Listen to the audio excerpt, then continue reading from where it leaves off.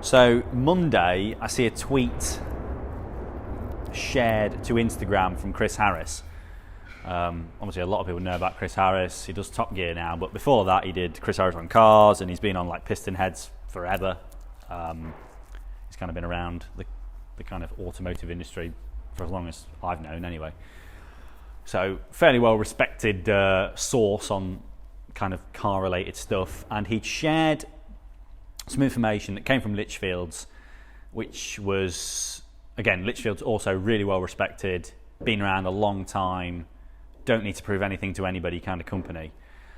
He shared some information that came directly from Litchfields, saying that an influencer had asked for 25 grand plus free suspension and fitting for their Yaris GR because they're an influencer, and obviously Litchfields would win out of that because they would gain loads of sales, and that would be a deal that Litchfields would be interested in. Obviously they weren't interested in that. They wouldn't be, and it kind of escalated from there. There was in like a podcast where they talked about it. All that kind of stuff's irrelevant. Doesn't really matter who it is, what it is. My gripe with these kinds of things is that people tend to, the influencers only really are interested in what's in it for them. Now, I'm not painting them all with the same brush because they're not obviously all like that, but the vast majority, I would say, are the ones that we kind of hear from, the emails we get, the Instagram DMs we get from people saying, will you sponsor us? Will you do this for us? Can you provide X for us at discounted price? We'll do this for you. It's a really tricky one to navigate because a lot of the time, those messages we get are from people that we've never heard of before, have never used our parts as far as we know, probably have no experience of enhanced performance, yet they message us and say they want parts, and they'll tell all their followers about them, and they want a discount code for all their followers, and that will be good for us because they'll tell everybody that we provide really good parts, and that means we'll sell loads of parts. And maybe that's the case, but it's very hard to accept that as a known fact because A, the parts we provide might not be very good, and that influencer is then bound by rights to tell people that they're really good parts, even if they're not. I'm confident in the parts we supply, but what about other parts that influencers might be saying are good? And then that becomes a trust problem because how do you know if what influencers are saying is good or not? Because it might not be.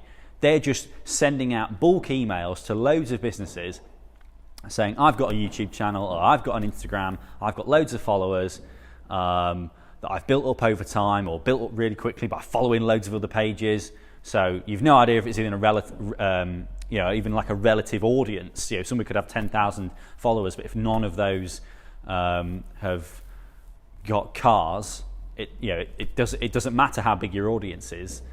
But if they're kind of going around just saying, I'm sponsored by this company, they provide really good stuff, how do you actually know if they do or not? How do you actually know if they do provide really good stuff?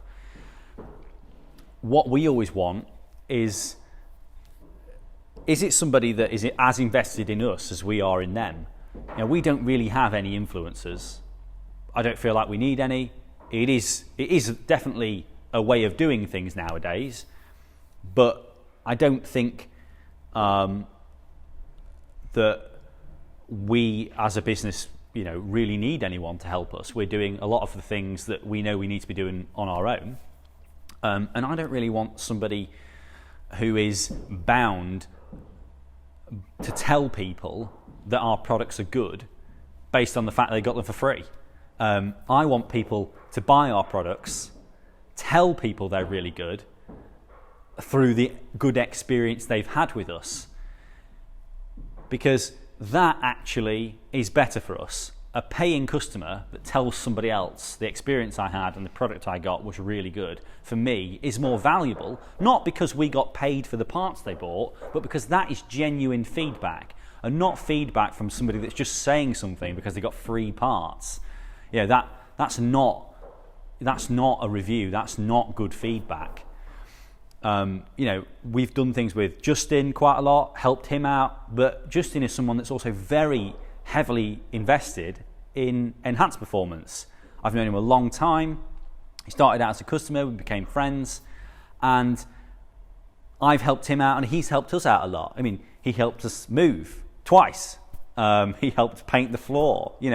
He's made parts here. He has cut tube. He's actually invested time. I'm not saying that everybody should invest time for free, but it just shows that he cares about our business and I care about him. So when he needs a new engine for his car for the next round of Time Attack, I'm like, Justin, borrow my car. That's me helping him out. That's me doing something for him.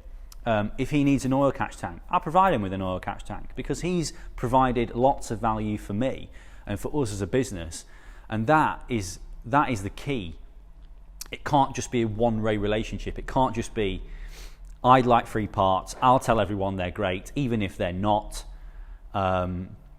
because that doesn't actually do anything for us. It might lead to more sales, but it doesn't make me feel good. I want to earn the sales we get and not be kind of bound to receive them because we've given someone free parts.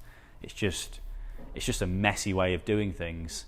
If you want to be an influencer, if you want to influence what people buy, they need to be products you care about and that you are invested in and that you enjoy using, that you could wholeheartedly recommend to anyone to buy, not just send out a bulk DM on Instagram to as many businesses as you can find that might be interested in providing an exhaust for your car. It's probably not going to get results.